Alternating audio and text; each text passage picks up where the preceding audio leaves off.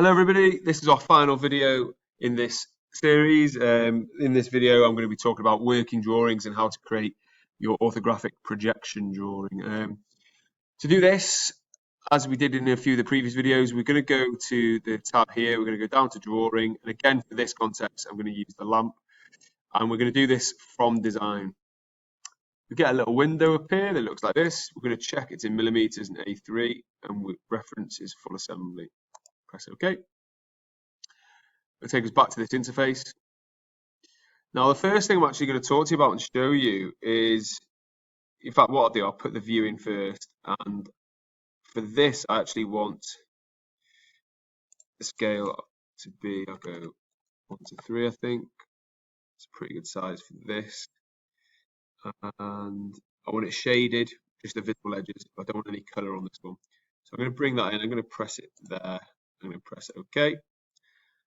Before I do anything else, what I'm going to talk to you about is this box here. If you zoom in on this, you roll your mouse in, double click, you can actually add a bunch of the details. And just again, this is quite a professional aspect of design, creating your working drawing.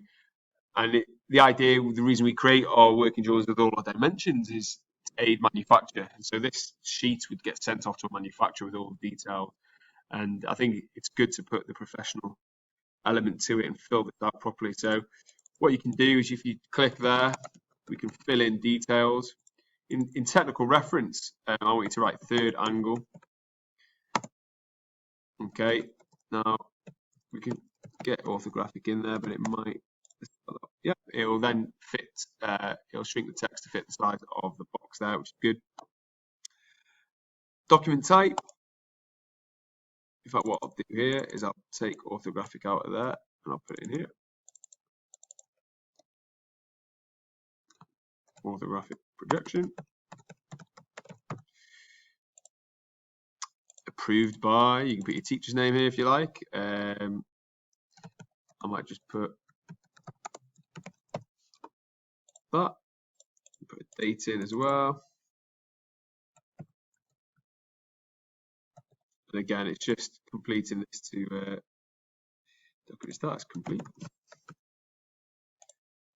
I'll just put 1 in there.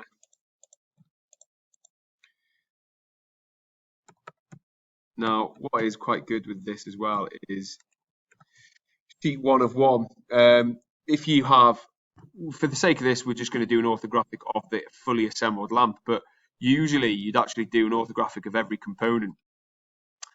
Because trying to put all the dimensions of this lamp isn't really very optimal for this. But ideally, you'd have multiple sheets. So you might have 5 sheets. I might do 1 for each component, for example. And so that's what you'd express here. Now, this box here, what we're going to do is we're going to drop in the symbol for third angle orthographic in here. And the way we're going to do that is we're just going to get an image from Google for this. So, and this will help us explain as well. So with orthographic projection drawings, you have a first angle and a third angle. And what that relates to is the orientation that you put things in, the way they're presented.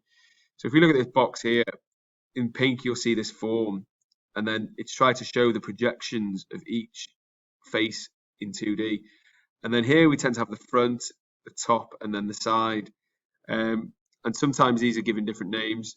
This would be called a plan view, this would be called a front view, and then we have an end view or a side view. And it can be a little bit confusing sometimes because it depends on what you would call the front of the object. So, for example, this diagram here, you could argue that, yes, this is the front, but the front view is actually the side view. And that's down to your own interpretation there.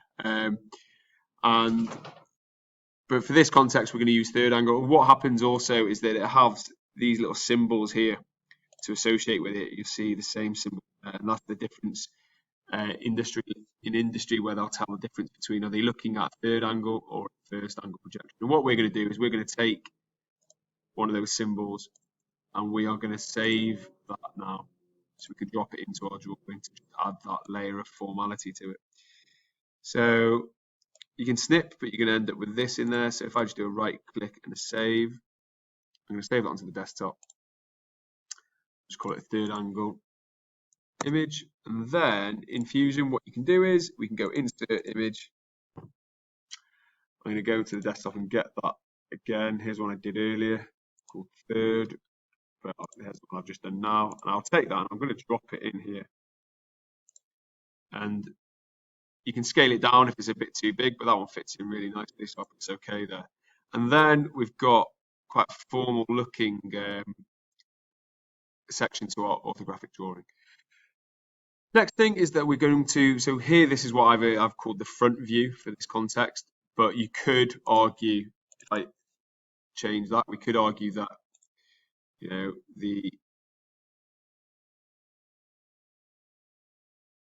this could be interpreted as the front view, and then we have the end view. But it's, for this context, I'm just going to stick with having it as so. Press close. And then the next thing, we project views from there, as it's called a projection drawing. We have projections from there, so we'll project the plan view there, that side, and because we're in third angle, we are doing this orientation whereby, and I'm just going to right click and say okay. So we have to have this front view and then the side view to the right of it, and then the top view to the top, the plan view above it here.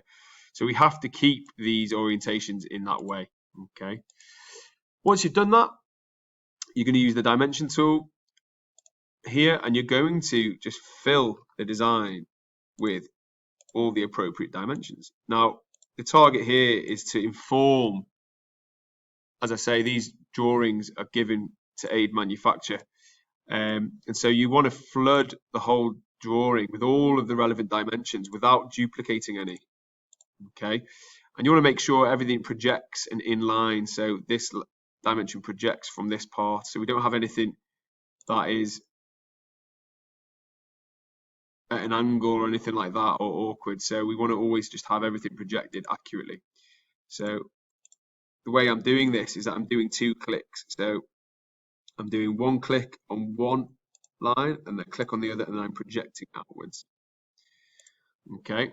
And so once you've done this, you want to fill your drawing up with all of the relevant dimensions. Now, if you click and something goes wrong, just press the escape key, click on dimension again, and go again. Now, I'm just going to do a few more for the sake of the demonstration. Might zoom in up here. I'm going to show the diameter of this.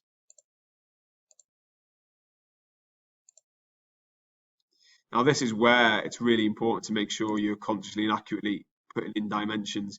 So you want to get to the stage, really. As you can see, when I've demonstrated in the past, I've just drawn some of these things improvised, if you like, whereas you want nice, clean dimensions, really, on all of it. Because this, basically, when you have all these random dimensions that have all these decimal points, it's quite clear you've just dragged and dropped without really thinking about the sizes. So you really want clean dimensions and full dimensions, which makes sense when you're creating your CAD model initially, because all those things will then show up in your orthographic, which are not really that desirable. And when it comes to it, that is basically what you need for your orthographic. Like I say, usually you do an orthographic of every component so you can fully show the sizes. I've just done it for this assembly for the sake of showing you how to do it.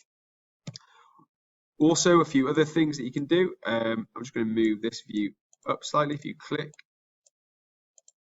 you get the little grey square, and that means you can move, and just if it's overlapping a little bit, you can just move the orientation. I might move this along that way a little bit more. I'll move this down a little bit. There we go. Also, if you want on the side view, for example, to show, if you double click, you can opt to say, actually, I want the hidden edges visible as well. You can do that. Okay. Also, a few other features which can be quite useful. If you want to show a detailed view, you can click here. And for example, on this, I might want to show a detailed view of this connection here. I might click in the middle. I will then drag out and draw a circle. And then I'll bring that over to here and press OK. And it will show a detailed view, and it will give a reference to that. And then you could add more dimensions to that view.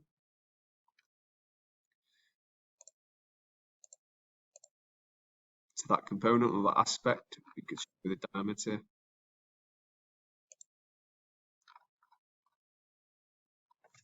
I'm not going to show that actually. I've just realised it's not quite. It's not a very good example there to show you. I'm not going to include that.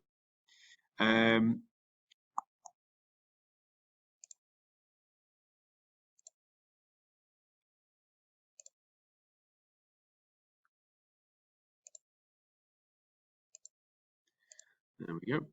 And so you can come up with a detailed view like that. And yeah, I think that'll do for now.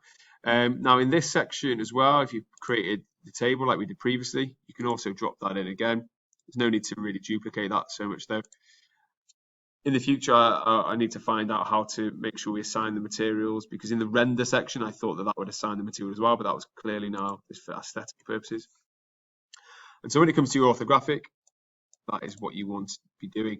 For your current project in year 11, I would say it's appropriate to do that for the main components, and then you can do it for the assembly, but if it gets kind of overly clustered like this one, trying to show too much on too many components, you want to spread them out and do an orthographic for each. Okay.